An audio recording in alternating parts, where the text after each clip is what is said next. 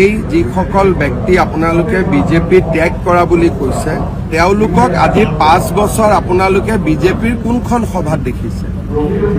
তেওঁলোকে লোকসভা নিৰ্বাচনতো কংগ্ৰেছক সমৰ্থন কৰিছিল যোৱা বিধানসভা নিৰ্বাচনতো কংগ্ৰেছক সমৰ্থন কৰিছিল এতিয়া যিখিনিয়ে পিছফালৰ পৰা সমৰ্থন কৰি আছিল এতিয়া তেওঁলোকে সন্মুখলৈকে ওলাই আহিব আমি তেওঁলোকক শুভেচ্ছা দিছো কিন্তু বিজেপিৰ পৰা পদত্যাগটো অলপমান টান শব্দ কাৰণ বিজেপিৰ কোনো মিটিংতে আপোনালোকে তেওঁলোকক দেখিছিলে যদি আপোনালোকে জনাব পাৰে 2021 চনৰ পিছত তেওঁলোকৰ বিজেপিৰ লগত কোনো সম্পৰ্কও নাছিল আৰু মই ডাউটো কৰো যে যোৱাবাৰ প্ৰাথমিক সদস্যৰ মেম্বাৰশ্বিপ তেওঁলোকে ৰিনিউ কৰিছিল নে এই যিসকল ব্যক্তি আপোনালোকে বিজেপি ত্যাগ কৰা বুলি কৈছে তেওঁলোকক আজি 5 বছৰ আপোনালোকে বিজেপিৰ কোনখন সভাত দেখিছে তেওঁলোকে লোকসভা নিৰ্বাচনতো কংগ্ৰেছক সমৰ্থন কৰিছিল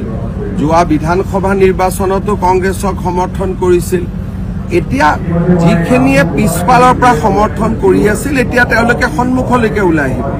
আমি তেওঁলোকক শুভেচ্ছা দিছো কিন্তু বিজেপিৰ পৰা পদত্যাগটো অলপমান টান শব্দ কাৰণ বিজেপিৰ কোনো মিটিংতে আপোনালোকে তেওঁলোকক দেখিছিলে যদি আপোনালোকে জনাব পাৰে 2021 চনৰ পিছত তেওঁলোকৰ বিজেপিৰ লগত কোনো সম্পৰ্কও নাছিল আৰু মই ডাউটো কৰো যে যোৱাবাৰ প্ৰাথমিক সদস্যৰ মেম্বাৰশ্বিপ তেওঁলোকে ৰিনিউ কৰিছিল নে